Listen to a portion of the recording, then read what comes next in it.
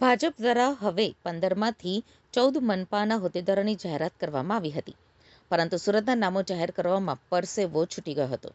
જોકે સી.આર. પાટીલ અને હર્ષ સંઘવીના સુરતમાં બપોરના 1:30 વાગ્યે મેયર સહિતના પદાધિકારીઓના નામ નક્કી થઈ શક્યા નહોતા.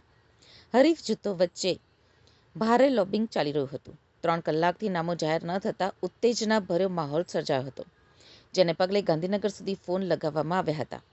ઇતિહાસમાં કદાચ પહેલીવાર એવું બન્યું હશે કે રાજ્યની અન્ય મનપાના હોદ્દેદારોના નામ જાહેર થઈ ગયા હોય, પણ સુરત મનપાના મેયર, ડેપ્યુટી મેયર માટે આટલી લાંબી રાહ જોવી પડી હોય.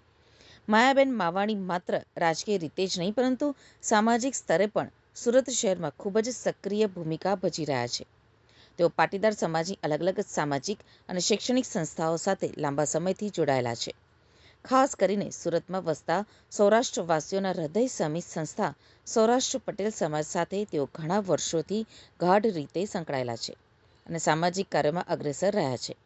પાટીદાર અનામત આંદોલન બાદ સુરતના આ વિસ્તારોમાં ભાજપ માટે સામાજિક સંતુલન જાળવવું હંમેશા પડકારજનક રહ્યું છે. ત્યારે માયાબેન જેવા સામાજિક સ્વીકૃતિ ધરાવતા ચહેરાને મેયર પદ સોંપવાથી ભાજપને આગામી સમયમાં મોટો રાજકીય ફાયદો થશે તેમ રાજકીય વિશ્લેષકો માની રહ્યા છે. સુરત શહેરમાં મેયર તરીકે મારી જે નિમણૂક થઈ છે, તો હું સુરત શહેરના વાસીઓ હું એટલું કહીશ કે પ્રાથમિક સુવિધાની જે પણ જરૂરિયાત છે, જે પણ પ્રશ્નો છે, તે હું હંમેશા કટિબદ્ધ રીતે સોલ્વ કરીશ. અને સૌનો આભાર વ્યક્ત કરું છું, જેમાં નરેન્દ્રભાઈ મોદી સાહેબનો, તમામ નેતાશ્રીઓનો, મારા સંગઠનનો, 30 વોર્ડના ચૂંટાયેલા મારા તમામ કોર્પોરેટર મિત્રોશ્રીનો પણ હું અહીંયાથી આભાર વ્યક્ત કરું છું. અને 30 વોર્ડના કોર્પોરેટરો સાથે રહી અને વોર્ડના તમામ પ્રશ્નો ઉકેલવાનો હું પ્રયત્ન કરીશ.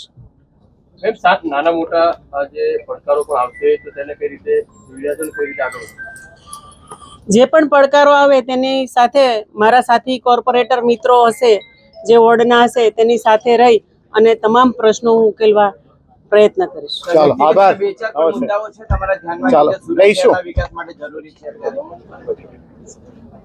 જે પણ મુદ્દાઓ મારી પાસે આવશે તેને હું હંમેશા માટે કટિબદ્ધ રીતે નિરાકરણ લાવવાનો